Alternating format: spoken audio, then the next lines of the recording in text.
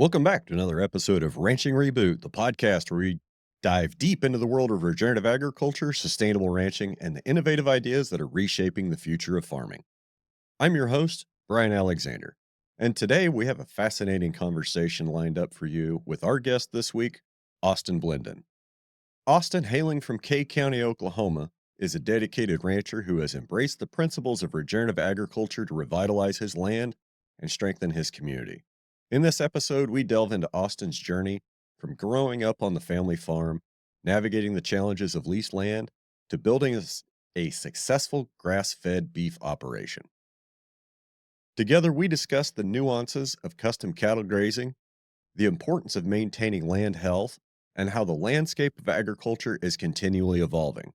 We dive into Austin's unique experiences with wind turbines on his property, his approach to multi-species grazing, and his insights on the future of small-scale, community-focused farming. Whether you're a seasoned rancher, an aspiring farmer, or just someone interested in the future of food production, this episode is packed with insights and stories you don't want to miss. So grab a cup of coffee, sit back, and join us for your Monday morning meeting.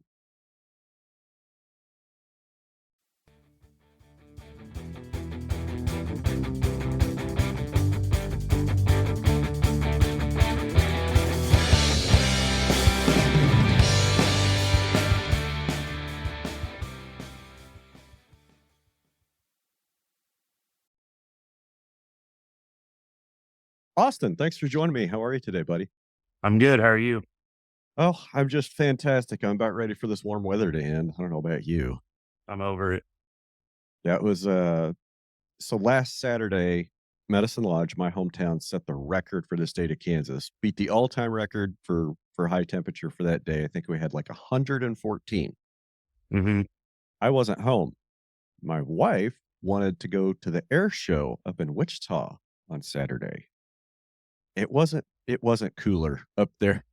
It didn't feel cooler at the airport. Man, I think it was like 105, and we were there for almost 5 hours at the airport. Probably on concrete and Yeah. asphalt too, huh? Yes, nice kind of bright white concrete. So normally I wear a ball cap, right? Yeah. I've got a big floppy sun hat that I wear when it's not too windy. I don't wear cowboy hats because a lot of time it's just too dang windy and I have a hard time keeping this image on my head. So it's like, okay, it's more important. I'll just wear the chin strap. I'll keep the thing on. And the sun was so bad reflecting off that concrete that my nose and cheeks got sunburned under my frickin' hat. Yeah. That's awful. But anyway, I'm glad summer's coming to an end. How's the grazing season been for you? Been good. It's been a huge blessing. Better than last year. Haven't got the cows moved how I would have liked, but yeah, we got rain early on and there's grass. I've got pasture to move them to once I get some fence built. And right now I've got 40 acres of sorghum Sudan grass, sunflower, and cowpeas that came up real good that kind of got everything locked down on. I have a conventional, we had 40 acres that had been leased out, conventionally farmed, and I took that back this past fall. I broadcasted some seed into it and some rye and another forage. I can't think of the name of it. It didn't really come up. So I paid a neighbor to disc it and we planted that combination of sunflower, cowpea, and sorghum Sudan grass into it. And it's come up good. So my intention there is to have enough forage to get the cattle to stay up there long enough to get animal impact, get manure. It was very nitrogen deficient. And I'd say I'm opposed to using chemical fertilizers. Not saying I wouldn't if that was what was absolutely warranted to get some production, but I just don't want it to be my first thing I do, the first thing on my head, the first tool out of my toolbox. So I'm hoping getting the cattle locked up there and getting some urine and and manure on the ground will be enough to maybe add some nitrogen. We'll see. Okay. Before we dive in too terribly deep, why don't we back up a little bit and talk about Austin a little bit? So tell us about who you are, where you're from, and like just kind of give us a jumping off point. Cool. Well, I'm Austin Blendon. I'm from K County, Oklahoma, which is in the center of the state, a little bit to the east. We're in the eastern part of K County, and it is in the southwest region of the Flint Hills, which is the last remaining part of the tallgrass prairie. And where we're at, we're along the Arkansas River, Call Lake area, which was dammed up back in the 60s. Um, really grown up, and I've been fighting to get that woody growth vegetation fought back and preserve our little corner of what's left of the tallgrass prairie. Um, and do, we're on the spectrum pursuing regenerative agriculture, regenerative grazing, kind of in a holistic manner. Rotate the cows. For years, I've rotated from one pasture to the other. At times, I've managed to overgraze everything, and hope I'm kind of starting to figure it out now and leave everything better than I found it. Um, so I grew up on the family farm. We got it in the land run. My family got it in the land run back in 1893, proved it up. Okay. And then through conventional farming and ranching, when my great uncle died in 1994, everything besides the land got sold at a sheriff's auction. And my grandparents, who ended up with the land, they had moved off the farm. Like so many people thought farming was awful way to make a living. And I really had to fight to stay on the land and to keep it operating. And so that's what I've been able to do. And sticking with more about me now. So I do grass-fed beef. My goal has been to be able to direct market my entire calf crop. So started out right now, I would still kind of describe myself as a stalker to direct market grass-fed, grass-finished program, heavy on the grass-finished. And the way I found to do that's worked best for me is through farmers markets. So I sell beef every Saturday, the Tulsa, Oklahoma Farmers Market, the Broken Arrow Farmers Market in Oklahoma, and then the Oklahoma City Scissortail Park Farmers Market. So those are the three largest farmers markets in the state. Each market, each weekend could see anywhere from 3,000 to 7,000 people. So yeah, that's where I'm at. That's a short synopsis, and I can go into details on any facet of all that. Okay. Well, what's your story like from high school to now? How did you get involved in agriculture? Uh, just growing up on the ranch at a time when it was leased out. I said my grandparents moved off the farm, and and then we lived in a rent house that we rented from my grandfolks growing up, and the land was leased out. I grew up with just this desire to have uh, contact and relationship with the land and the animals that I didn't get to have because it was leased out. And the people that leased it out, they came and went like they owned it. Uh, you know, I was even kept out of 4-H as a child because the people that leased our farm ground, his wife ran the local 4-H. And what she told my mom was 4-H is full, no room for me in it. And I never thought anything about that till I got older and realized that all these FFA and 4-H programs they want everybody, you know? Right. And so got into high school and worked for a couple friends and neighbors that had farms and ranches, worked at a grain elevator, uh, worked for a rancher and vet that owned a sale barn, learned just every aspect of agriculture. Went to college, ran track in college, was going to pursue like a ranch management degree. Had wanted to go to like a Texas A&M Ranch Management Institute or some program like that. Um, my grades weren't where they needed to be. Um, and I had a chance. I started day working on some different ranches and cowboying and found a different path towards farming and ranching. When I was on the track and field team, every day is fully consumed with athletics. But I looked around at all these people on my team. No one knew what they wanted to do with their life. Everyone was consumed with athletics, which was my first love. But I slowly realized I know what I want to do. I want to ranch, and I see a path forward towards it. All my friends that I graduated high school with already had jobs, were working, and I just kind of coming from a rural background, knew that's where I needed to be. I needed to have a job, and I needed to be working and moving towards my career. So started working on a ranch in the Osage in the Flint Hills, about full time. Lived out there, um, and then went back to college for a little while, did some livestock animal judging, saw that aspect of it, was not great at that, but had a lot of fun and learned a lot. And then just kept ranching through, to be clear, how I got into ranching. I leased my first pastures, 330 acres, got in the High Plains Journal in the wanted ads, pasture wanted ads, and took in 120 heifers to cab out. And basically lived in a camper on this lease pasture. While I cab these heifers out in a pasture full of brush on the side of a Flint Hill next to Call Lake. And, I think my first deal, my first taking cattle deal, cabbed them out 100%. Everything went great, had records.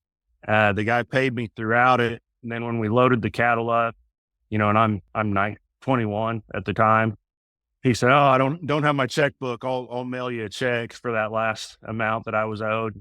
Never saw that check, and called the guy, and he's like, "Well, I guess you'll have to take me to court." And he knew full well I was a guy that didn't have any backing and a young guy, and so took my licks like that several times, taking in cattle, and but I never gave up. I knew it's what I wanted to do, and pursued, kept my leases, lost my total acreage a couple times. I've failed a couple times before I figured out how to quit doing take-in cattle, quit doing custom care. That was a losing venture for me. Not saying it's a losing venture for everyone, but it was for me. And maybe one day uh, get back into that a little bit. But got my own cow herd built up, and was eventually able to get into these. I started direct marketing beef, kind of figuring it out, wholes and halves, and post on Facebook, call people up. Hey, I got this. You want some beef? And never really took off until I got into the farmers markets. Okay. I, I'm curious about some of your custom cow wrecks and why you've decided to get away from that. Because for a lot of us, if you can find the right kind of client for Hmm. custom grazing and taking cows, it can be a really good long-term deal. Like I like to say, it's a Yeah. good solid second base hit every year. Yeah, you're not going to knock one out of the park. You're not going to have, a huge windfall like some guys can at the sale barn once every 10 years, but you're guaranteed income every single year. Hmm. Yeah. 100% finding the right partner. I'd encourage anyone to do custom cattle care as a way to get started if they find the right partner.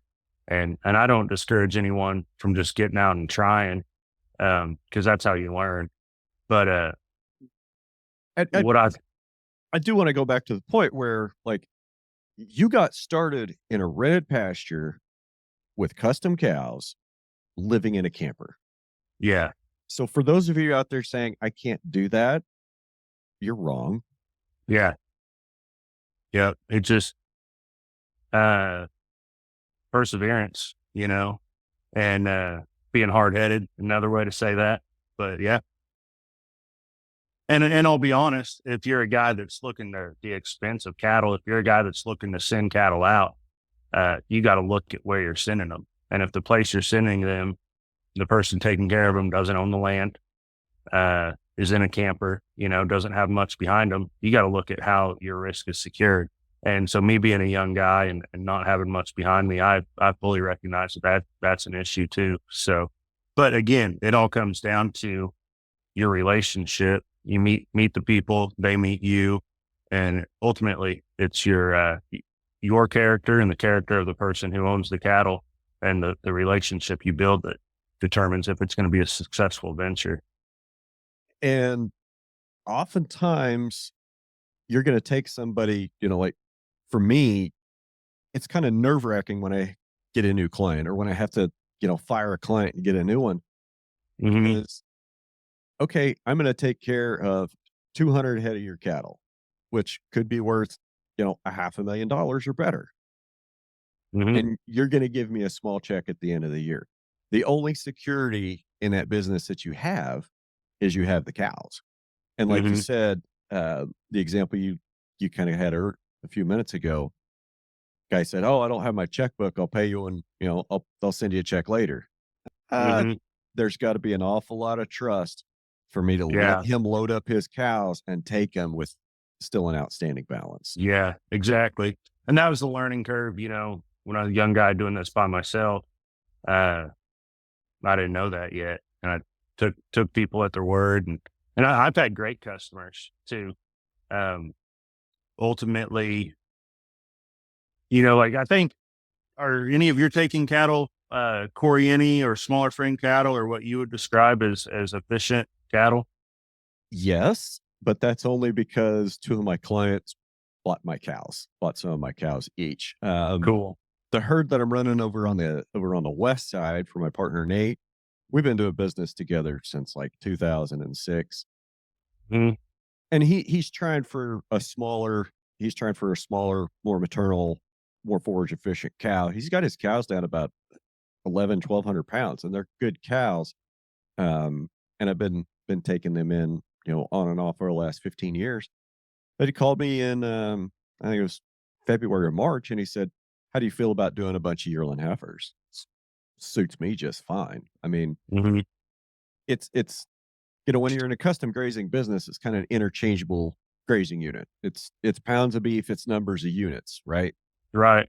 And yeah, you gotta kind of pay attention to am I going to be growing feeder heifers, replacement heifers, feeder steers, or fall calves or spring calves? You kind of got to understand a little bit about the nutritional needs, but it's not that big of a deal, I don't think.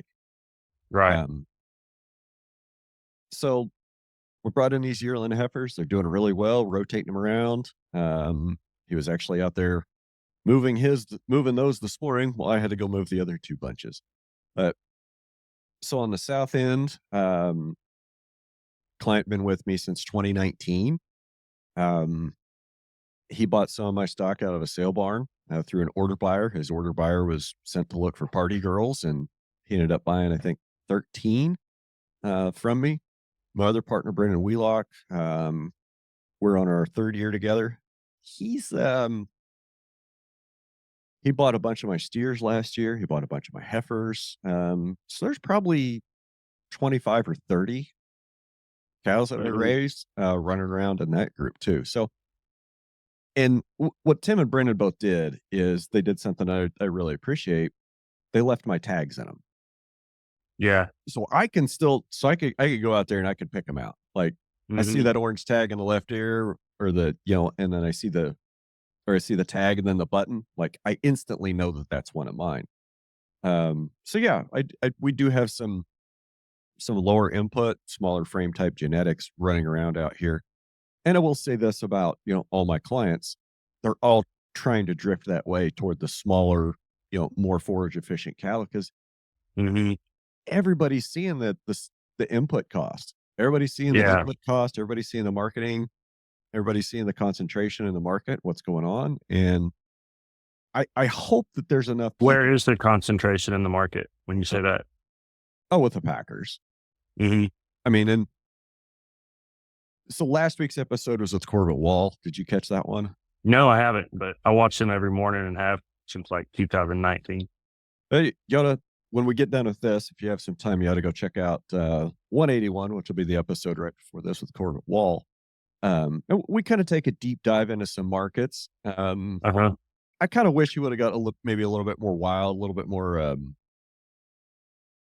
I- off the chain with, it. I tried to just kind of wind him up and let him go. And there were a couple times where I was kind of like, man, I wish you would have taken this a couple more steps, but that's okay. Mhm.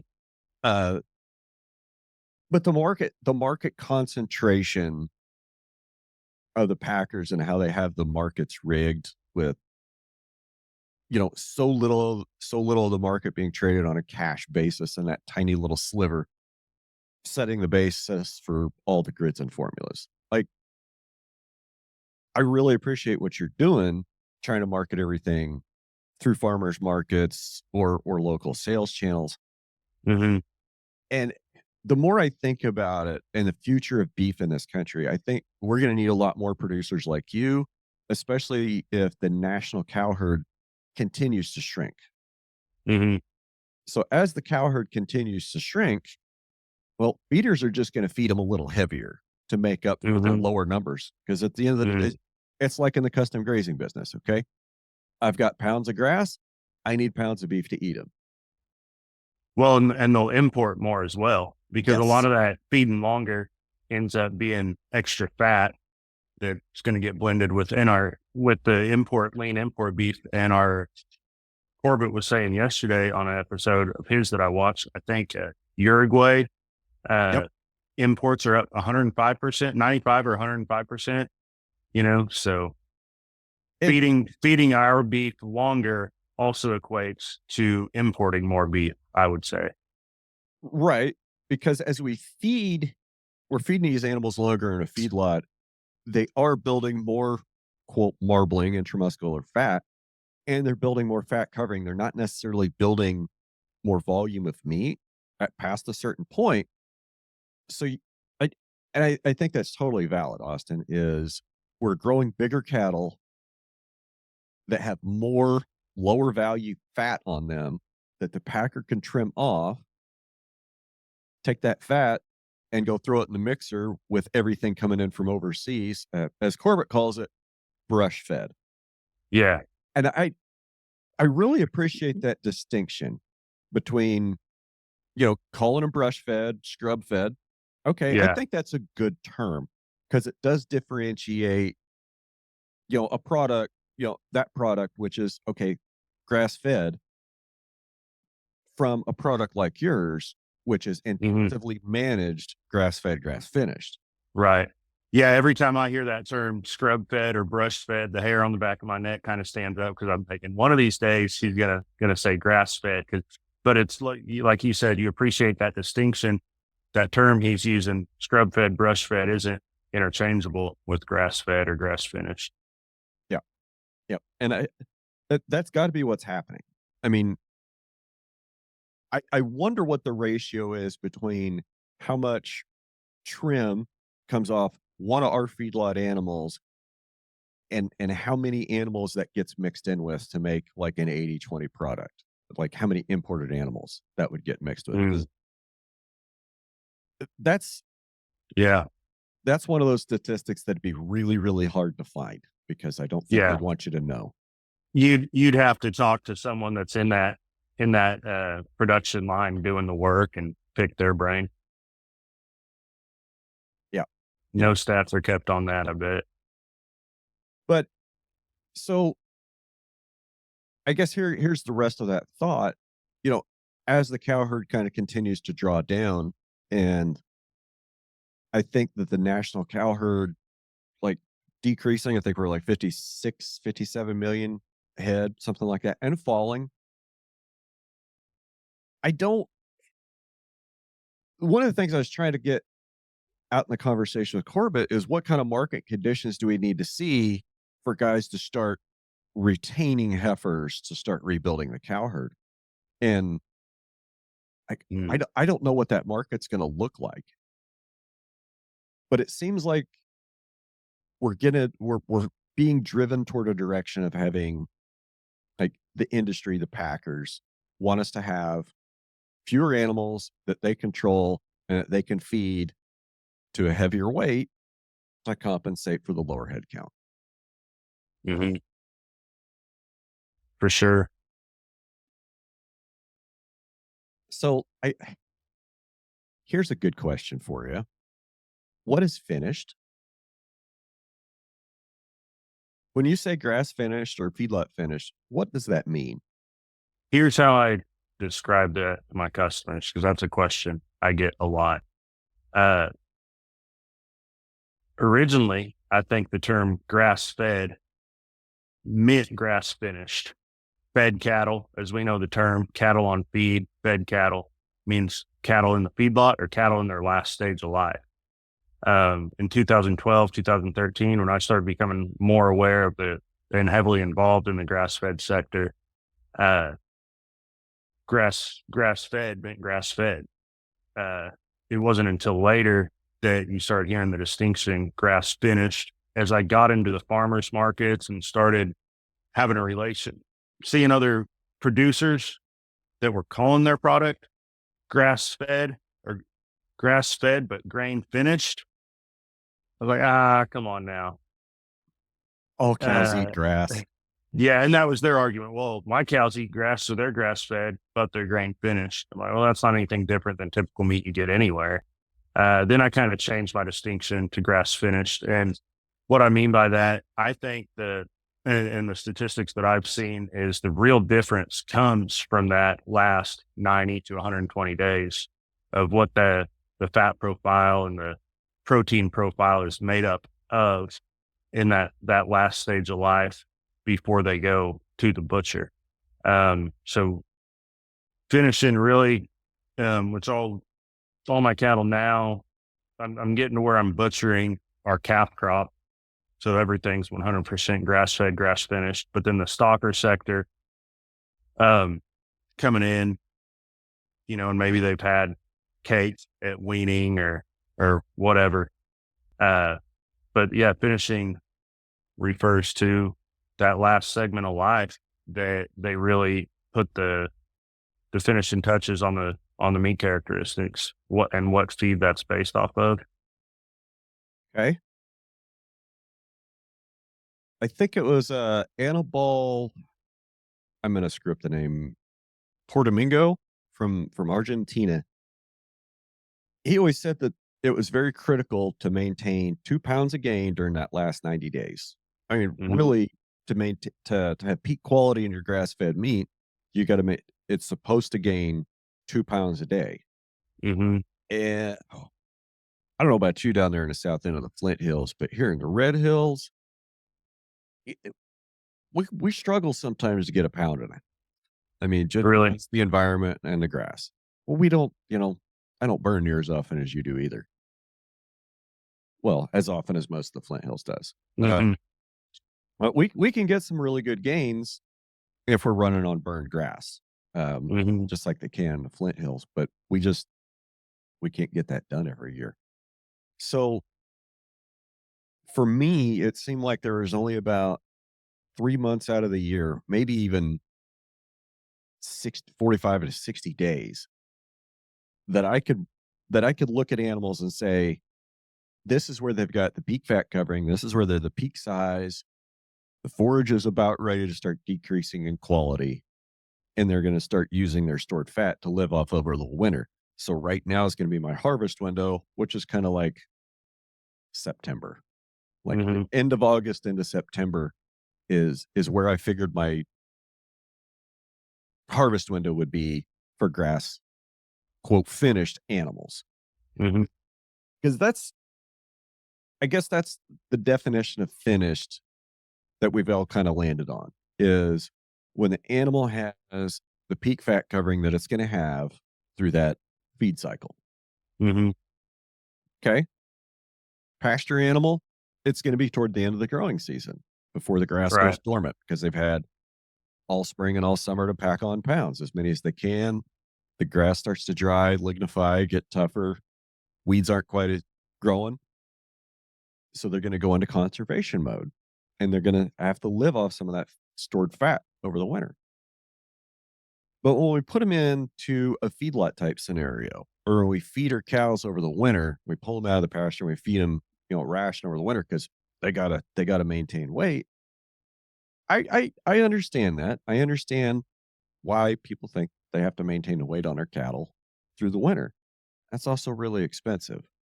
Right. Um, but then anyway, so feedlot, when they say an animal in a feedlot is finished, that's a different kind of finished than just thinking about peak fat covering and peak condition of the animal, I think. Oh, yeah. Right. I think when they're saying finished in the context of a feedlot animal, the animal is physically finished. And by finished, I mean its organs are finished. Its organs are like, if they keep feeding that animal another 30 days, it might not be alive because of organ failure. Right. When it's time to butcher it, it's time to butcher it because it's not going to be able to live any longer. The way it is with pigs, I'm told, when they're done, they got to go. I, I don't know anything about pigs. The only thing I know about pigs is when I was in high school in the mid late 90s, I worked for a neighboring farmer who still farms in this area, grows seed wheat. Um, but they had hogs. So, and that I worked for him for 3 years. The first year I worked there, one of my jobs was to clean the farrowing house. Hmm. And that almost made me quit eating bacon for the rest of my life. Yeah. The second year I worked for them was the year the hog market got completely destroyed and they got out of hogs totally. And the next year, hog barn was completely empty. Wow. Yeah. If you will, pigs are kind of nasty, period. I mean, even pasture pigs are kind of a little bit gross. Sure. Uh, Pigs in a They're barn. dirty. Oh, go tour a hog confinement barn. It'll make you want to quit eating bacon. Guys. Or don't. Yeah. Yeah. I've had a little bit of interface with pastured pig operations and neighboring vendors at the market that sell pork, pastured pork, great product. I love it. But I've been so amazed that when customers come up or I tell them about, hey, you can go down here and get some great pork, they say, oh, I don't eat pork. So many people I hear say, I don't eat pork. And I'm like, I mean, I'm a beef guy 100%, but I'm like, what's better than bacon? And a great pork chop, which I haven't had store-bought pork forever, but a great pastured pork chop, it's got some good fat on it. That eating experience, I'd put it up against the great ribeye almost every time. And so you hear people say, oh, I don't eat pork, and you know it is directly and a direct effect from what the industrial confined pork feeding industry has done to their product. And that's something we got to pay attention to with beef. I don't think it's going to go that way because, there's so much emphasis on marbling, but that's something we got to pay attention to not let happen is let the big guys determine what beef tastes like to the American consumer. Okay. That's a good point. And that can lead into kind of a meat quality discussion. Hmm. So I guess a side check. You ever done any chickens? You ever raised any chickens? No, You eat chicken? no, no. Okay. That's cool. So I've started eating eggs. I got four, 3 cartons of eggs sitting on my counter over there. That's really helping me with the variety in my diet. okay. So my wife likes to keep chickens. So we've had Yeah. chickens around forever and we've butchered some, put them in the freezer, just some, I wouldn't even say what breed they are because they're just yard chickens. They're like, probably a 4-way yard bird cross Hmm. that eat bugs and, cheap feed from the feed store. It's not bad. It's edible chicken. It's not bad. This year, we decided that she decided that we were gonna like have better chickens. So Mhm. we started with 50 Cornish crosses. And I went and got feed from our friends up at Jayco Farm up by Hutch. So it's like I have a customer here that buys in Ponca City that buys beef from Jayco. there must be a reason why there must be a reason why they're selling feed all the way down to Ponca. But I mean, they get a lot of their grains from my friends Kelly and Deanna at Guardian Grains up in North Dakota. Mhm. So I know what Jayco's putting in their feed is good stuff. So anyway, I built this chicken tractor. We end up losing 3 birds. We put 47 of them in the freezer. We had Wow. some last night, and I mean, it's some of the best chicken I've ever had. And there is a definite taste difference. Now, I'm not saying that, you know, maybe if we raised another breed of chicken on the same feed, the meat might taste similar, but there's always a taste. Like there's a taste that lingers in the meat of what that animal ate for 90 Mhm. days before it was processed. Mhm. I and I don't think that anybody will ever be able to convince me that that's not true. 'Cause some of the cattle that I've harvested, like when I take the meat out of the package and I'm defrosting it or cooking it in the pan, I'm smelling the grass. Like I'm smelling the Yeah. grass. I'm smelling the forage in the pasture. Like Mhm. I I don't know how to describe it other than I smell, the smells that come into your nose generate a movie in my head of that animal out grazing the grasses in that pasture. Amen. That's awesome. That's what it ought to do. I call that earthy. A lot of people refer to that, "Oh, well, it's a little," people that aren't in the know will say grass-fed beef's a little gamier, and that's not correct. It's not gamey, but it's earthy, and it depends on the earth from where it came from. I I I understand why people would say gamey because Mhm. they would be comparing, say, store-bought meat in the 80s or 90s to deer that somebody went out and shot. Right. Okay? And this is another one of my things about deer hunters and corn feeders 100 yards away from a deer blind. I'm sorry, guys. If you love deer hunting and you want to send me hate mail about this, I really don't care. This is a hill I will die on. If you put a corn feeder 100 yards away from your tree stand, Mhm. that's not hunting. That is baiting and shooting. Yeah. I mean, what I would really dearly love to see somebody come out and how I would love to see somebody hunt, bring a non compound bow, bring a straight recurve, whatever, no cams, no gears, no bullshit, straight up stick bow, one string, and go spot and stock. Yeah. That's what I want to see. I think that'd be Yeah. damn impressive. Yeah. But W somebody comes to me and even wants to offer, 5, 6, $8 an acre, be like, oh, we're going to put up these deer stands and blinds and we're going to have all these corn feeders. I'll probably tell you to go down the road. So anyway, wild game got a reputation for being gamey, and now we feed all this corn to it, and it started to Mhm. kind of lose some of its reputation for being quote Mm. gamey Yeah. because I don't know about where you're at down there in Oklahoma. Here, these guys will haul corn out almost 365 days a year. It's just Yeah. absurd the amount of corn that people put out for deer. Wow. Anyway, I think that feedlot feedlot beef, grocery store beef, and even the pork and even the chicken. Yes, it all tastes the same. Why does it all taste the same?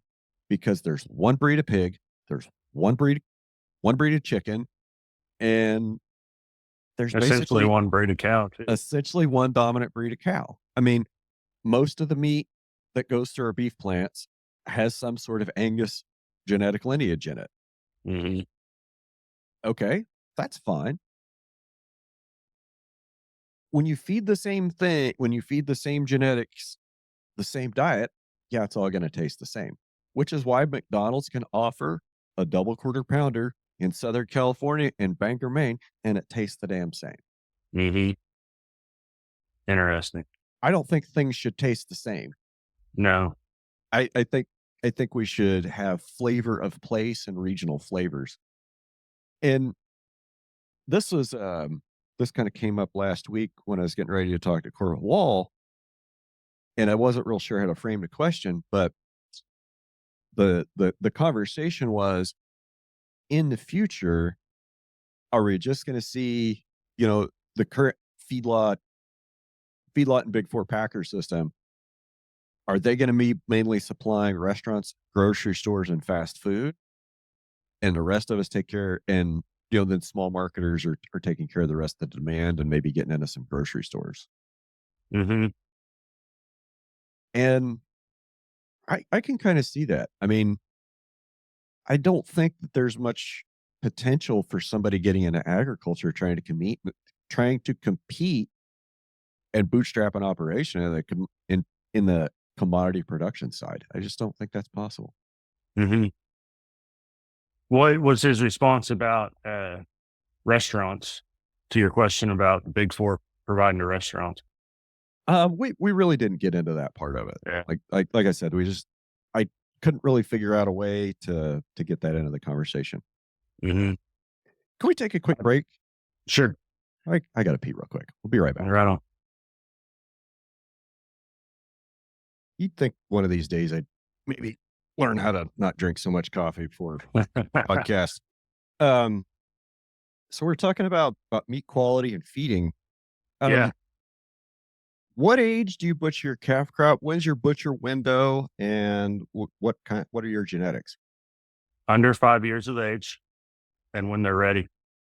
Um, my genetics are, I'm building the right type of cow for my ranch. We were both in the Johann Zeitzman WhatsApp group. You may still be, I'm not anymore. I'm, But I'm still in there. That group has a tendency to move. I don't know if it moves or just recycles every so often, but yeah. it kind of gets so repetitive with new people asking the same questions. Oh yeah. Yeah, for sure. I couldn't figure something out on my phone to where every picture someone dropped in that WhatsApp group saved to my camera roll. Yep. And it just got to be too much. Thousands and thousands. But man, I about retired from cattle breeding because I had a bull. I was looking for a Murray Gray bull because I heard that they could do, Wagyu like marbling and that they were efficient and everything. And I just wasn't finding the bull I wanted, but I found a guy that had a half Charolais, half low line Aberdeen Angus bull. And I love the way he looked. He looked like a Murray Gray, if you can imagine that cross. And I bought him and started breeding him to my Coriani cows.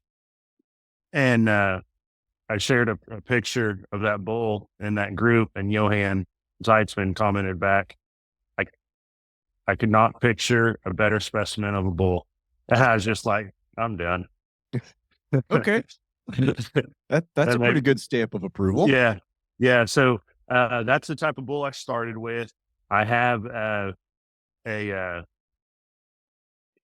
Pharaoh bull, Black Angus. I think he probably has there's a heat tolerant bull that Pharaoh kind of uses in his genetics, Tarantes. I think this bull has a little Tarantes, and I bought him from someone else, not directly from Pharaoh, so I don't know for sure. And then I have a really great bull I'm excited about that's a red South bull. And so those are the three bulls I have on my Coriani cows and my Coriani calves. I haven't sold any heifers in 3 years. I've been saving all my heifers back. So, yeah, those are my genetics. A lot of the stockers that I buy and sell are roped out Coriani steers. And that's something I'm really excited for other ranchers that don't know to hear, because I think we've been lied to about the effect that genetics has on meat quality. Um, or we've at least been lied to about the meat quality of the Corriente. Because I mean, I knew they had good beef for a while. I've seen different sparks of great characteristics in the beef that I've produced. The best far and away ribeye and different sections came from a finish, came from a 5-year-old Corriente cow that showed up in my pens one day when I gathered everything. And I had a friend there that had some experience in cattle and butchering. And this cow was just sloppy fast. Had the big fat brisket, looked like a volleyball going down her neck. Had the, bouncy fat around her tail head. Couldn't see her ribs. And my buddy said, Austin, that cow's never had a calf. And looked, and sure enough, her bag was uptight. Didn't look. He said, look at her vulva, and so yeah. So I pred checked her, and sure enough, she was open. I took her to the butcher. Now this was towards the end of July of 22. Okay. It was pretty droughty, and all the grass in my pasture was just dry, dusty grass. And I'd had a sneaking suspicion for a lot of years that it's more important to keep a cow's stomach full than it is the type of forage or the protein in the forage that they're getting. If they have a healthy rumen, they can break that down and they make their own protein. Now, how much protein do they make? Is it enough that they're putting on fat and whatnot? I don't know. I'm not, I don't know the science on it, and I'm not coming from any breed, registry saying what's better. I'm just going off what I've seen. And for the last 3 years, I've butchered over 120 head and sold every cut of meat to a person in front of me. And I don't think there's a better way to see your product or to get feedback from the people that are eating your product than that. And what I figured out that a straight Corriente cow can get fat and make choice ribeyes, high choice ribeyes in the middle of the summer off dry grass.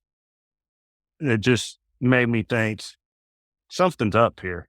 So not up with what I'm doing. Something's up with what I grew up thinking we were supposed to do, what I hear everyone else say we got to do, what I read in the magazines that we got to do. And I think most of the time, I see people talking about, oh, this breed's got great meat characteristics. This breed has it. I'm like, no, I think it's just about what's in front of them, what's in their stomach, and how long you leave them out there. Now, a straight Charolais cow or a straight Belgian blue cow versus a red Angus or a Corriente, everything else being equal, yeah, sure, I think you'll see some difference. But, and the other thing, let me know if we're getting too far off track, but I'm kind of going down the line on meat quality here. Oh, keep going. Is Keep going. is what we think about what finished is. You asked me that earlier. And what I was taught in livestock judging that they needed to look like, they don't got to look like that to produce good beef. I'm going to say leaner. I've killed a lot lighter cattle than, cattle that I would have liked to left out on grass for a lot longer, but I needed beef. I know what my customer wants. And it, I knew that lean beef was better than no beef that week at the market. And so I go and pick it up and I'm like, hey, that's pretty well marbled. And you could still see their hip bones, their points, but they were well rounded, looked like a baseball rather than a pencil sticking out. They were smooth over their rib cage, had a little bit of a brisket started, probably didn't have any fat deposit around the tailhead. And I'd say we're still breaking into choice on ribeyes off straight Corriente and Corriente cross steers and heifers. So that just really changed my mind and the game in front of me. And so when people are feeding in the feedlot, I mean, there's a lot of cattle coming off grass in the Flint Hills and where you're at that are probably ready for the beef market. Just a second. Let me figure out how to call come in. There's a lot of cattle coming off grass this time of year that are probably ready, would make good beef, but they're going to go to the feedlot and be fed grain and feed and a ration for the next 120 days to get up to, I don't know, what is it, 1,400, 1,600 pounds? Yeah, Um, because those extra 600 pounds are worth a lot of money yeah, versus the cost of the feeding. right, right. And I'm not saying it's wrong or right. I'm just saying that, yeah, I just don't think it's as based on genetics as what we've been told to be. You know, that Angus, good quality Angus cattle is going to get top price, and everything else is crap. That's not what I found to be true. Okay. Talk about you talked about show judging and that you realized what you were looking for there didn't really have much desirability for an animal that works in the pasture or for an animal that's productive. Can you talk about that? Mhm. I mean, I discovered that years after. Um,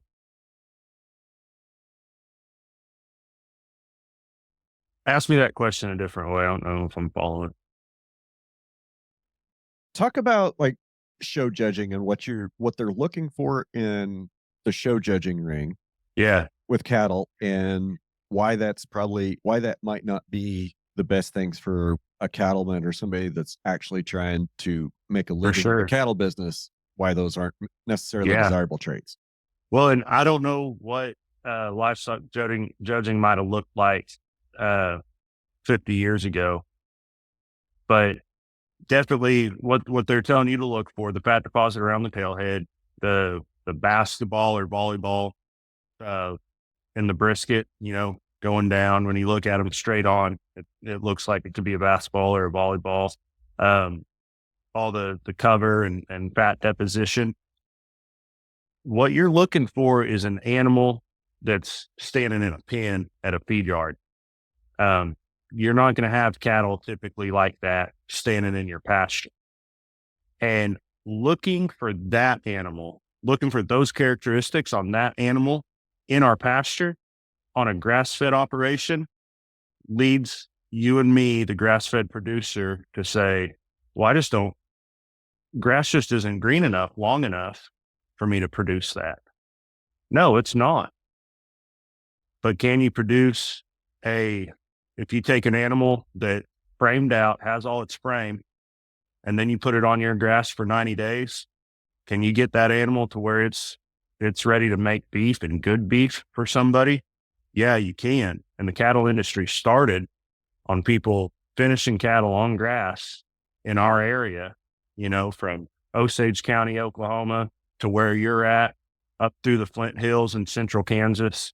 And that 100 years ago, 100 plus, 150 now, that's where the cattle industry started. And that was all based on the people say, oh, yeah, well, what? Do you think we developed beef as our favorite? Humanity loves beef. I mean, I'd say that's the number one favorite. We probably eat more chicken and goat worldwide, but everyone's favorite's a big ribeye. The cattle industry in America started on grass finished beef, and it was finished in the Cherokee Strip in Oklahoma, Kansas, Flint Hills, because there was demand for it back east, Chicago, St. Louis, New York, and that's where the cattle industry all started.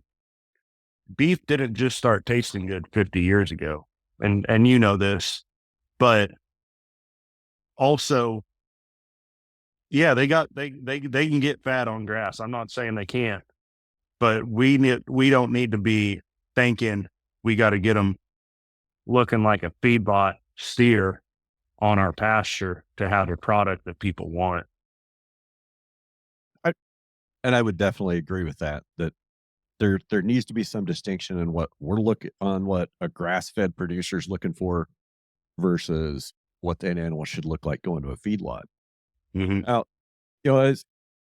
as you were talking, I was thinking about a few things. I was thinking about cattle drives. So I've kind of like got pretty interested in the actual routes that some of the cattle drives took.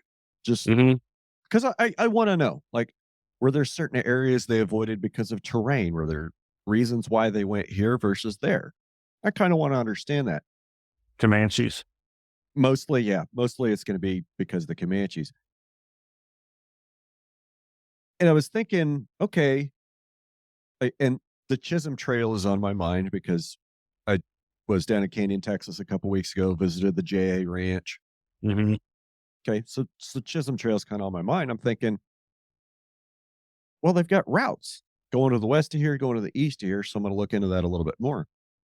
And the more I think about that, those guys would gather cattle down in Texas and Oklahoma and drive them north to the railheads, Abilene, Dodge City, Kansas City, whatever, up here in Kansas. Mhm. And those cattle, they'd travel 25, 30 miles a day on the cattle drive. And those cattle would gain 2 pounds a head a day on the Yeah. move. Yeah. And now we've got such awesome cattle genetics and such wonderful cattle feeding knowledge and knowledge of animal nutrition that we can park them in a feedlot and they can stand ankle deep in their own manure and urine Mhm. and gain 2.5 pounds a day. And we call this progress. I mean, Mhm. okay, there's some allegedly that'll gain 3, 4 pounds a day, whatever. Have we really made that much progress? Right. And I also would think that, okay, so that's still mass market beef that's coming up on those cattle drives and going to Omaha, Mhm. Kansas City, Abilene, getting on the train and going east to the slaughterhouses in the east. Mhm. That was still a monopolized, kind of controlled market. And I wonder, like, where did the people in Dodge City get their beef in Mm. 1880, 1890? I mean, they just went out back, cut the head off one, strung it up, and processed it there in the backyard, Yeah. maybe. So I don't know. I was just thinking about that. Just thinking about, how would folks 100 years ago, how would your typical rural beef consumer, where would they get their beef? They wouldn't go to the grocery store and get it. They wouldn't go and get it from one of the big, like somebody that lived in Wichita wouldn't necessarily get their meat from a packing house in Chicago. Like, that would have to be more local. Mhm. So I don't know. It bears more research, I think. And it's something else I want to say while I'm thinking about it is about the cattle feeding industry. And I wish I could remember where I heard this, but it was about a month ago I heard this, that the automobile did quite a bit to enable the cattle feeding industry. So when they started introducing automobiles about 100 years ago, like, and that was such a rapid transition. Before we got automobiles, everything was horse and buggy, right? Mhm. Everything was horse and buggy. You imagine how many acres of high quality feed we had to grow to feed all of those horses. Mhm. So then in the span of 10 years, that feeding industry isn't needed anymore because we take all the horses off the road and we replace them with cars. So there's a lot of cheap, high quality feed that people have been growing to feed horses. Mhm. Now, what do we do with that? Cows. Right. So, and this is something else that bears some more research and study, obviously. Um, so kind of in my mind, the way that goes is, around 1920, okay, we got all this good high quality feed. We're going to start feeding it to cows. So we start feeding it to cows, and somewhere along the line, we kind of discover cows will eat about anything. So feed quality kind of continues to drop. Then we end up where we are in the late 70s, early 80s, where beef quality is not that great. Consumer demand is kind of falling. And I can kind of understand why. Um, then we get some standardization, some consolidation, expansion of crop insurance programs for corn, and we're feeding all the corn and soybeans. And now, yeah, we've turned our meat products around in the last, was it 50 years? but has it been worth it? Yeah. Has it? Is it worth it? Is progress always worth it? And something I think about is how long does progress last? Uh, and I'm talking about a more small view progress, for instance, this cattle feeding deal.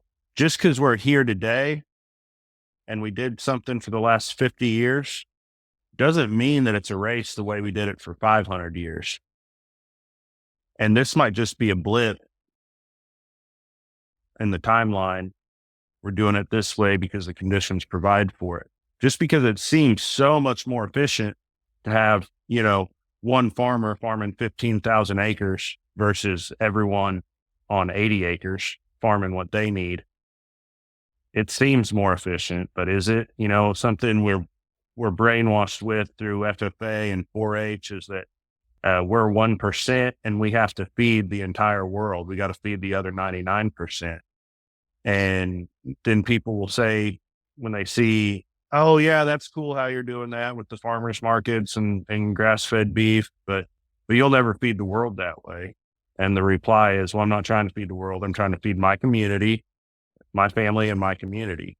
That started out, back when I was just trying to have beef in the freezer, eggs and raw milk so I could hit my workout goals and my gains that I was trying to have. So it started out just me trying to feed me. And then it goes to my family and my community. So, one thing I noticed with the farmers market culture and the people I meet, there's a lot of people leaving the rural area and they're wanting to find their 5, 10, 60 acres and provide something for their family. Maybe it's chicken and eggs. Maybe it's a cow or two, pigs. Um, but I'm really seeing an upswell in that. And I think it's going to go back that way. Um, to what degree, I don't know, but, no, I believe it will. And I don't know if industrial ag will ever go away, but I don't think it's going to be as prolific in the future as it has been or as we think it will be. I There's a lot there, and I talked about it often about feeding the world. Hmm. And Will Harris said it best. So I'm not trying to say, I don't want to save the world. I just want to save white oak pastures. I Hmm. apologize for the horrible Georgia accent, but I really I love Will Harris and I love that attitude. Like, we can't save the world. We can't feed the world. Like, let's just try to maybe feed our family first and then try to feed our community second. Well, that's that And compassionate selfishness, like Ayn Rand wrote about. It's the best way to take care of your community and people around you is to take care of yourself first. At least that way, no one else has to take care of you. And then once you have the surplus and you've got yourself taken care of, you can now take care of other people. I'm not saying whether that's right or wrong. I think there's a little much of that in the world, but in agriculture, there needs to be more of that for sure, I'd say. it would be nice to be able to produce as much as I can, keep what I need, and give away the surplus without being taxed on it. Right. You know, use the surplus of my production to feed my community, but not have to pay tax on that. Then Hmm. that's different conversation. Where I was going is, you know, you put a lot of your own food on the table. We try to put a lot of our own food on the table here in this house. Hmm. And the attitude that I'd like to see people have is, especially like the BTO, big time operator farmers that are, farming 5, 10,000 acres of corn. Stop telling me you're feeding the world. You're Yeah. feeding an ethanol plant somewhere so they can feed cows dried distillers grains. That's, Yeah. you know, it, y- No one's sitting down to a dinner plate of yellow dent corn right. And nobody or sits red down hard winter wheat. or, or soybeans, right? Yeah. Nobody sits down to plates of those. I can give the wheat farmers a pass because almost all the wheat grown ends up as a human edible product. I can Okay. almost give that a pass. Sure. Soybeans, I kind of have a hard time with because what is it, like 40% of our soybeans go overseas. Most of them go to hog and chicken feed, and what doesn't go there Yeah. goes to the ethanol plant. It Corn, does hard. Go ahead. and with corn, it's the same way. Like there's Yeah. basically two users of dent corn: ethanol Mm-hmm. and feedlots. Mm-hmm. So, I mean, if you're growing alfalfa, corn, soybeans, sorghum hay, and you're cutting that all down to ship it to the Texas Panhandle to feed cows standing in a feedlot, you're not feeding the world. You're feeding the corporate coffers of Tyson, JBS, Smithfield, Marfrig, Mm-hmm. you know, uh, all the big players that have the protein industry consolidated. Yeah. I've got a neighbor that's got 700 acres of hay grazer planted there around me. And man, it's big. He's got a lot of it bought, or a lot of it planted, a lot of it cut down, baling it. And he was telling me about it. And I said, hey, wrapping bales. And I said, can I get a few of those set in to my lot there to feed some cows that I brought in that maybe are going to butcher next week or something. I don't want to turn them out, risk not catching them again.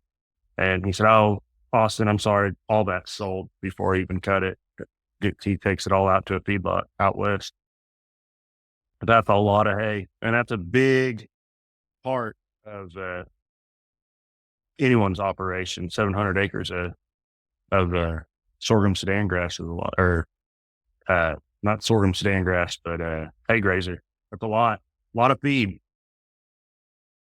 A lot of tons to the acre. Mm-hmm. Kind of wish I could grow that with grass, but Yeah. Yeah. but then again, you know, yeah, it's cool that they can raise 4, 5, 6,000 pounds to the acre of biomass and be able to harvest that, and move it for cows. What are Hmm. we taking off? What are we not leaving there, and what are we depriving that system of for next year's growth? Yeah. You know, I cut some prairie hay be 4 years ago now off the ranch. I had guy wanted to come cut some prairie hay. It's up there around the quarry. Can't really graze it. Yeah, let's go ahead. Let's go ahead and mow that off because now I still have like I think 12 or 13 bales up there that I'm going to go spread on a hill that they've reclaimed and recontoured this winter just to get some more ground cover before I turn cows in there. But it took 3 years before the plants where we had run the swather before the grass came back the same height as where we hadn't. I mean, and every year it comes back a little bit thicker, comes back a little bit taller. And now the fourth year, I can't tell 3 years. I can't tell where we cut the hay 4 years ago than I could Mm. last year. So even in a native range system, it can tolerate, haying. I Hmm. but I probably wouldn't more than once every 4 years. And just because I see how much that sets the system back. And Hmm. I wonder, you know, like with corn and soybeans, I hate to keep picking on all you corn and soybean farmers. How much fertility are you putting on the soil? How much fertility are you hauling off the soil? And how much fertility is locked up in your soil because it's bound up by another mineral or something else that's out of balance. Yeah. Yeah. All that tonnage, whether it's corn, wheat, hay, hay grazer that comes off, that came out of your soil and it's got to go back in. And as I'm messing around with revitalizing these conventionally farmed fields that my family leased out to conventional neighboring farmers forever, the advice I get from all my neighbors is, Austin, you're going to have to put a fertilizer on that. Well, it doesn't matter if we get rain, and it doesn't matter what your seeding rate is. You're going to have to put fertilizer on that. And so I'm thinking, is that grain kind of like that big black Angus cow out there in the pasture? If that grain needs all these inputs to grow, that might be not the thing for me to grow for forage for my cows. Um, but that goes back into what I was talking about when we first started, was that that first crop that I planted, cereal rye, cover crop for grazing, didn't come up at all. It was super compact soil. And I dissed it, and it was low fertility. But I'm like, well, I got to plant something out there that's going to keep the cows out there long enough to change the fertility of that soil. Where I went with the sorghum Sudan, and it didn't get real tall, but it's produced enough forage that, man, those cows have been out there for the last 2 weeks, and we've got, you know, manure in every square yard of it, almost every two yards. If you made a 2 yard box, there'd be a manure plot splat in that. And then I figure it's about the same for frequency of urine spots throughout that pasture. So that's the experiment I'm doing. Um, before I'll plant wheat there this winter, probably in the next month. But I'll disc that and get some soil samples and see if that fertility of that field changed at all from the animal impact. You disc it to terminate what's there. Why would you do that versus, say, like a roller crimper and then try to no-till plant into that? So I had my neighbor disc it this last time because it was too compact. When the guy got done farming it, that had it before, took the wheat crop off. Then it baked in the sunshine in June and July and August. Then he came back in. He cut hay straw and crabgrass crop off of it, baled that all up. Then came in with skid steers, tractors, semi trailers, loaded all that hay up, took it off. So he took all the organic matter out, took all the nutrients out, and compacted it super tight. So we just did that last time to loosen it up and to make sure we can get to some soil moisture. I don't know that I'll disc it again. I really liked how it came up because we got down to that soil moisture, but I'll probably no-till drill if I find the right planter into the sorghum Sudan grass, because I'd really like to lock the cows off that here this week. Hopefully we get some rains. I'd really like to see it produce a little bit of a seed head and then no-till wheat into it for winter grazing. And I'm hoping to draw some wildlife with the seed head that's left on that sorghum Sudan grass. So no, I probably wouldn't I don't want to terminate anything. That's something everyone I talk to about planting for me, they're like, well, probably ought to run out there and spray it and burn that down. I'd say no. And they'd lose interest in planting for me because they're just like, well, you got to spray it. No, we're not going to do that. Because they want to make money spraying it too. Yeah. Yeah. And then just people thinking, they don't think that. Well, that's what I run into is everyone in our circle thinks like we do. And then we learn certain neighbors or outside of our circle, we don't talk about this different stuff we're doing. Yep. And so, I kind of learned, like, that guy that was going to plant for me that wanted to spray. And I said, well, I'd like to plant these 2 different species for cover crops. And he's like, well, they won't fit through my drill. And then he said, well, I need to come out there and spray it and burn that down. And then I called him back and he didn't answer. And I said, okay, I'll just let him go because I don't think he's too interested in doing anything outside of what he's typically doing. And you can't blame people for that, but that goes back to why it was hard for me finding customers on the custom grazing deal. They're saying, well, they'd come down and, where are my cows at? Well, I moved them to this other pasture a mile down the road. Well, why'd you move them? Well, because I'm rotating my pastures. And this is 10 years ago now. Yeah.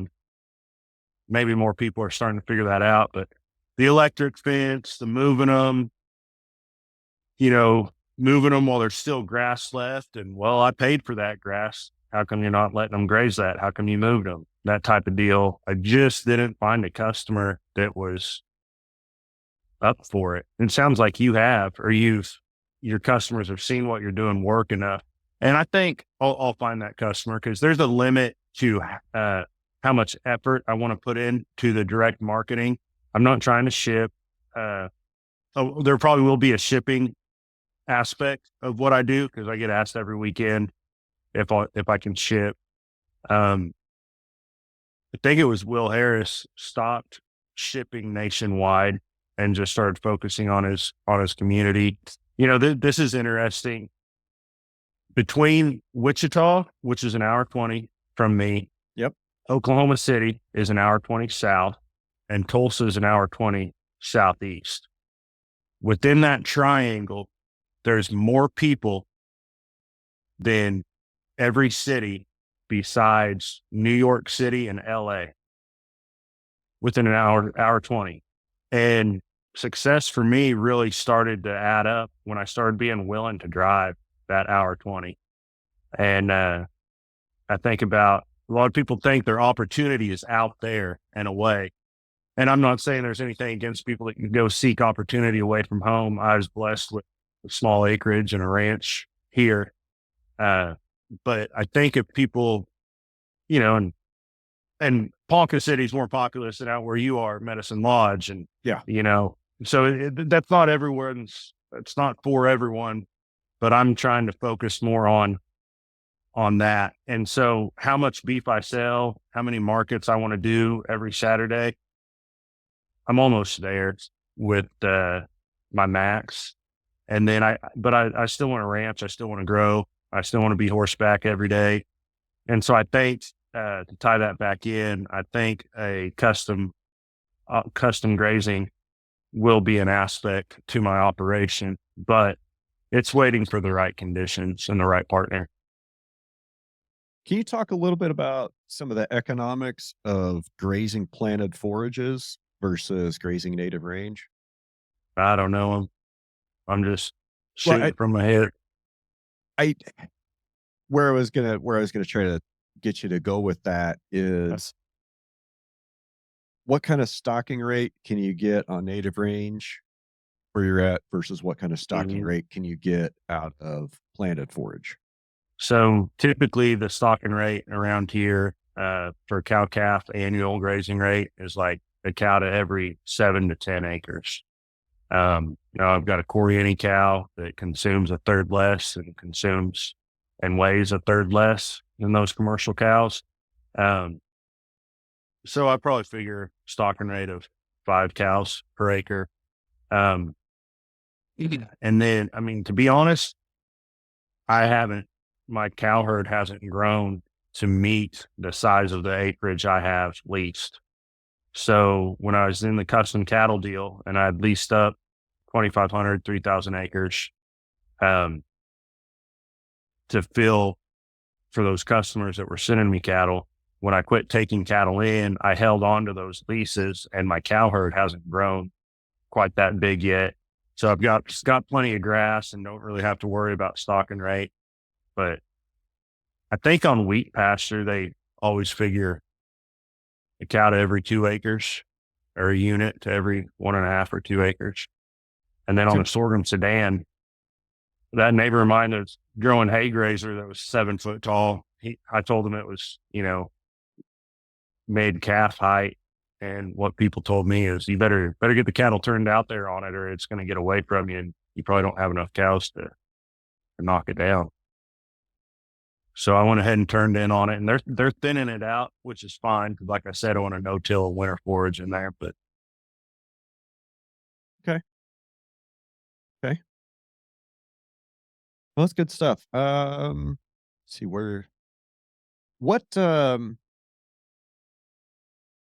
what's motivating you to get out of bed right now? What are the last couple books you read? the last book I finished was, I'm going to combine two titles here on accident. Hold on. That'll happen. Sometimes I get them a little confused too. So I started reading Killers of the Flower Moon, Okay. but the last book I finished was Summer of the Comanche Moon, Empire of the Summer Moon. Empire of the Summer Moon. Yeah, that was a great book. I cried a little bit at the end of it. Uh, yeah, that was great. And then also just our history here, um, of the Southern Plains. And my family got here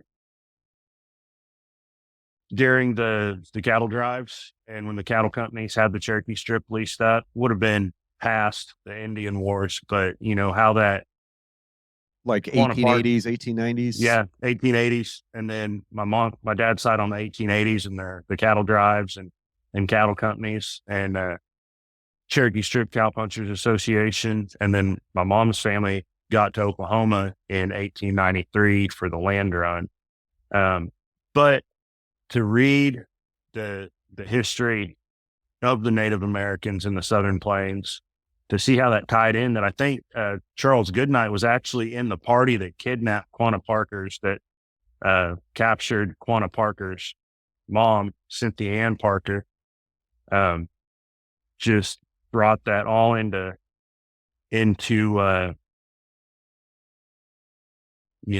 focus on how our history is tied here in the Southern Plains. You know what? You mentioned that, and I was just thinking just for a second about Charles Goodnight and just that period that he was around the late 1800s, what he saw. I mean, by the time that JA Ranch was established, I mean, it was established in Paladura Canyon only after we managed to run the Comanches out. And he Hmm. established that ranch and, as part of the Chisholm Trail. The Chisholm Trail kind of started in Paladura Canyon and went north. Hmm. And then the way Charles Goodnight was kind of involved a little bit kind of in the late stage of his life, saving the bison. Hmm. Like, I didn't know about that. yeah, he was one of the guys that think in the late 1880s kind of noticed, hey, all these brown things that we used to have everywhere, they're kind of gone. Maybe we ought to Hmm. go see if there's any left and gather them up to make sure that we still have them in the future. So Charles Hmm. Goodnight was one of the guys that actually helped save the bison. And I was just thinking about that wasn't that long of a time period. That was like 40, it was like a 40-year span, Austin. Hmm. Hmm. I'm 46. Like, and it, just to think about that much change during Charles Goodnight's life Yeah. and what he experienced. And, then I think about some of the things that we've experienced, in our roughly shared 40 years on this planet. Hmm. Smartphones, who saw that one coming? Right. I mean, 20 years ago, if you told me someday you'll be able to walk around with a supercomputer in your pocket with an ultra high resolution screen that will connect you to literally every other person on the planet and all of humanity's shared information, all Hmm. on a supercomputer you carry around in your pocket. That would Hmm. have blown my mind 20 years ago, but we take it for granted now. Well, my grandma died 2 years ago now, and at the end of her life, she was able to FaceTime everyone in her family on a smartphone. So talk like we're talking here. But when she was a little girl at a dirt floor house, and she told me they would take bricks out of the fire, wrap it in a blanket, and put it in the foot of their bed to keep them warm at night. So to see that change in one lifetime, and is that the times we're living in, or are there drastic changes like that in every generation? I think there's drastic changes like that in every generation. I'd say so. And, I thought about this. I've thought about this quite a bit. And generations generations change because of a major technological development And when that technology like becomes mass adopted, that's a change in culture. Mhm. So when we were growing up, it was the computer. Mhm. And the next one was the internet. And the latest one has been the smartphone. So for those of us that were born between say 1976 and 1982, there's kind of like a half generation there Mhm. that we got computers while we were growing up. Mhm. The kids that are born after like kids, fucking kids, the middle-aged folks that were born between say after 1982, Mhm. they had computers in school from day one. Yeah. The people born in 1976 never had computers in school. Mm. The Right. pe- and then the people born after 2000, they've always had the internet. Yeah. Pe- And all the people born since 2010 have had smartphones. Yeah. I graduated high school in 2006, and starting out, we couldn't have cell phones in school, and then it got to where we could have them, but we had to leave them in our locker. And then, you know, my sister teaches, and this was the year, or this upcoming year, no cell phones at all because it got so prolific. Kids had them in their hand every day of every class. And the teachers just threw their hands up because they didn't know how to deal with it. And so to see that change, no cell phones, no cell phones allowed. You can have them, but you can have them in your locker. Everyone has it all day, every day. Now you can't have them at all. It's, it's interesting how we have to continue to adapt and how we're continuing to learn about these technologies and when they're appropriate, when they should be. I mean, look, I'll freely admit I spend way too much time staring at my phone, doom scrolling, being not productive. Like, and that's what it's there. Like, that's not what it's there for, but that's what they've designed it to do. They've designed it to capture your attention so they can throw ads in front of you. I Hmm. get it. I get it. I'm trying to wean myself off those devices. Uh, it's just, it's interesting how much and how fast society can change with the introduction of new technology and the control of the flow of information. Hmm. This is what I was getting at. Um, tell me about climbing wind turbines. It's a lot of fun. Um, I don't have, so I did that for shoot, 2 years, or really just one project. They built a wind farm out here in my community, a couple towers on our ranch, and yeah, so I signed up.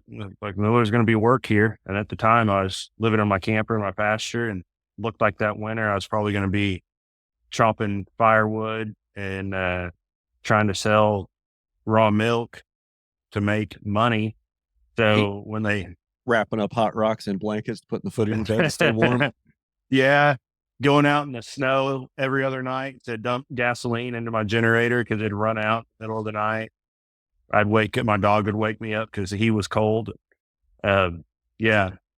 So I was like, hey, I've done some heavy duty construction before. I built power lines, and I said, you think you'd use me on the wind farm? And they gave me a job, and we did the civil engineering, built roads into all the properties, excavated all the foundation holes, which is where we're at, all bedrock. I guess it's all bedrock everywhere once you get down so far.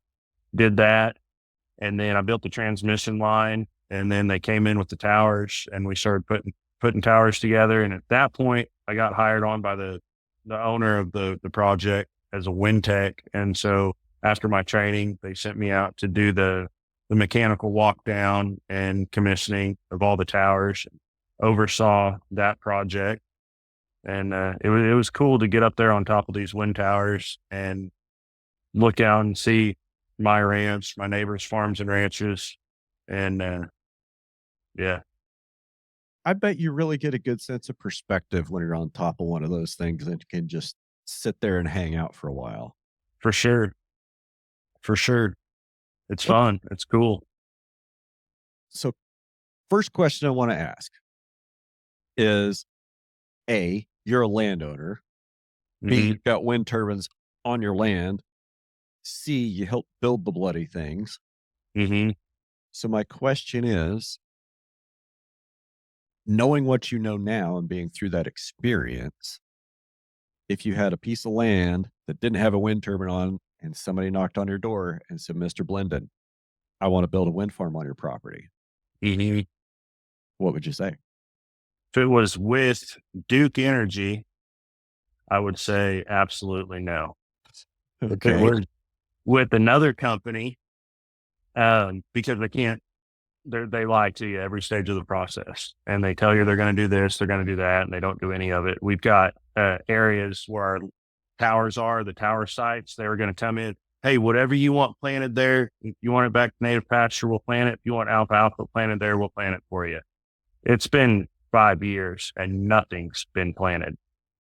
Um, it's just dirt and weeds. So that's very frustrating. If I was the sole owner of the property, I was the one person getting paid the entire amount. Yeah, I'd probably do it. Um, our family land is owned by a trust now, and there's 4 beneficiaries, so that money gets split up 4 ways, and it's not enough for the hassle Okay. to to have it out there. Then again, depending on do you have wind towers on your place? No, I don't. It was about, I want to say it was like around 2008. The power company was out here doing surveys. Um, wind farm companies were around and they wanted to site, they were looking where they were going to put these wind farms. They were looking where they wanted to put the big power line that they got built to move the power Mhm, out. And we met with a gentleman named Brad Lovelace, and he worked for the power utility at the time. And my first question to the guy that introduced us was, "What's a Brad Lovelace?" And the answer was, "Brad is a friend, even though he works for the enemy. Just tell him everything you're concerned about and trust him to do the right thing." mhm. So that was how I was introduced to Brad Lovelace. So I think my dad and I spent a day or two with him. We touring around the area, just talking about, resource concerns and habitat concerns. And it came back that this was also kind of around the time that they're like going to list the lesser prairie chicken on a threatened species list, Mhm, which we did get done. And I say we, which is kind of like I didn't have anything to do with that, but that got done, which was a good thing, I think, because the mhm, lesser prairie chicken's a cool bird and it's been driven out of its prime habitat because it's all been farmed up and covered up with wind turbines now. So it's right. been driven out of its prime habitat into these marginal areas we still have left. And we kind of said there's not going to be any wind turbines out here because of the prairie chickens, and there's not going to be any power lines out here because of the prairie chicken. Mhm. Power line got moved The in. overhead predator threat is what they write. They see the power lines and the towers as an overhead threat. The birds, from the birds' perspective, is that right? Yeah, whether they actually see it as a threat or not, I don't really know. I know that they don't like horizon breaks within a quarter of a mile. Hmm, Like okay. power line, like a normal low voltage power line, they can be pretty tolerant of. They're fairly tolerant of oil field, like pumping units and tank Mhm, batteries and that kind of thing. Um, they don't seem to like communications towers, like a 400, like 250-foot cell phone tower. They mhm, don't seem to like those a whole lot. Um, but if there's a cedar tree within a quarter mile, they're gone. Like if they hmm. can see a cedar tree on the horizon, they don't. Would you say that's typical with quail species, or is that particular to the lesser prairie chicken? I think that's pretty particular lesser prairie chicken. Quail don't give a crap. I mean, Mhm, the the the more variability you have in your pasture, like if you have an area that's a little overgrazed, a little hammered, area that's sodded up, and then you got 7 foot tall big blue stem and sagebrush, mhm, all right in a all right in a tiny little area. you're gonna have quail. Man, I have seen some of the biggest coveys of quail in the last 2 weeks that I've ever seen. There was a covey, got up like 3 days ago that had to have been 30, 35 birds. Just Oh, wow. yeah, just I think it's nuts. a great year for it's been a good year for them. Yes. Yes, it has. Yes. Yes, it has. But yeah, I think the quail are a really neat bird. But anyway, so that's why that's the long end. That's the long story. We don't have wind Mhm, turbines. We don't have power lines here because mhm, critical habitat for lesser prairie chicken. Okay, there's some, you know, and I get that, that there's money involved in siting those wind turbines. There's money involved in siting that transmission line, and that's mhm. okay. There's also money involved in maintaining habitat for threatened grassland birds. I mean, Right. there's money available for that. Nobody's going to knock on your door and offer to give you that. You got to go down to the NRCS office and talk to them Mhm, about that one. mhm, Um, I, I do want to back up. We were talking about wind farms. The other thing I mhm. kind of want to know is after you've seen what it takes to build them and the infrastructure that is basically buried into the ground that's permanent. Mhm. Like when they come decommission a wind farm, they'll take the towers out, right? Because Mhm. that's all steel that can be recycled. They're not going to take the concrete out. They're not going to take that. No. They're not going to pull that, several hundred tons of material out of the foundation, the base of that tower and haul that off. They're not going to pull all their power lines out of the ground. They're not going to peel up their roads and rework that soil and recontour that, are they? No. So Have you seen any decommissioned, wind farms I yet? haven't. I haven't. And that's I think that's the other thing that's missing in this conversation is yes, people are, you know, they do have some reservations about, you know, about those big power lines being in the ground forever, about that concrete being in the ground forever, even if the wind turbine is gone.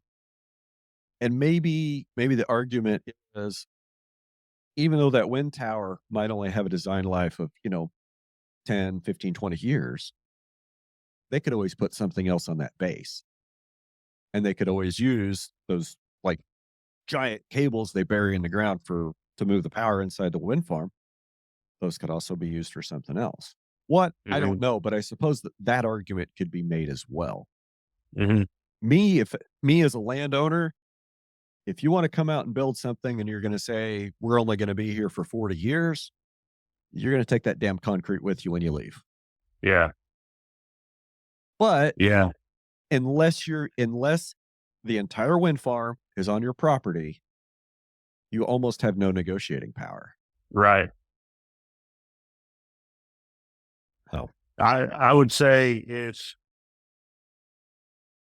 your neighbors are close enough that you're gonna be looking at the wind towers anyways, really consider having them on your place so you can have the same chance at money that your neighbors are gonna have. Because it's all about competition anyways, right? Especially where there's smaller landholders.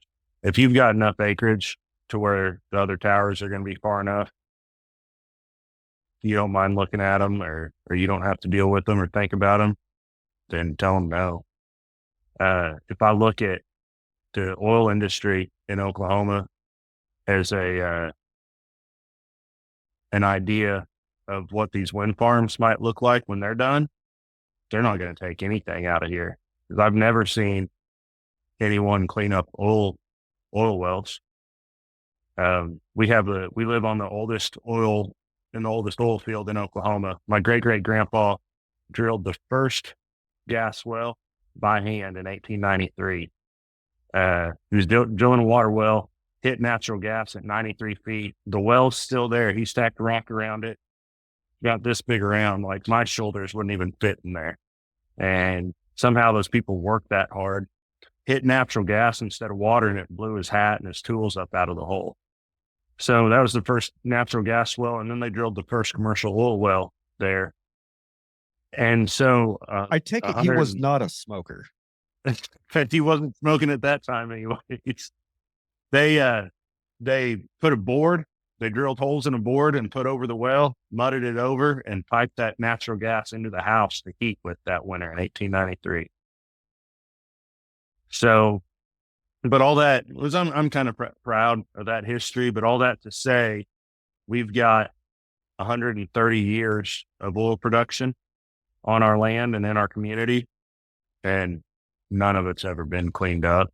And the state corporation commission that's supposed to regulate oil and gas, they're not making anyone clean anything up. Attorneys in Oklahoma will not talk to you if you need to sue or need anything done against an oil and gas company, be it a small time mom and pop oil company or ConocoPhillips. The laws are just structured to where you won't get anything done, and you don't have enough money to fight it. It's So unfortunate. I don't see wind farm being any different. I imagine they'll stop spinning one day, and the company that we have the contract with will probably have changed, morphed into another company, sold to another company, and they won't have any liability. That liability shell game with the operating companies, that's a fun one. Mm. But I have to leave that one for another time. We gotta start moving out of here. Cool.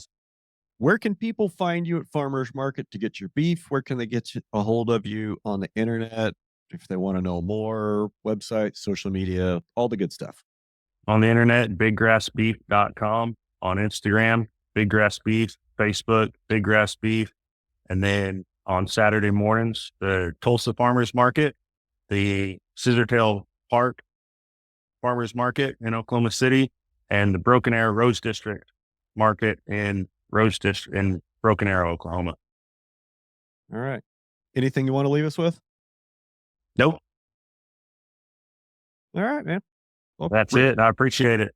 I really appreciate your time today, and thanks for doing this. It's been a lot of fun. Yeah. Take care. All right, gang. Have a great week. We'll see you on the other side. Hey there. Thanks for making it all the way to the end. I appreciate you. I hate to ask, but since you're already here, to just take a moment to make sure you're following me on social media.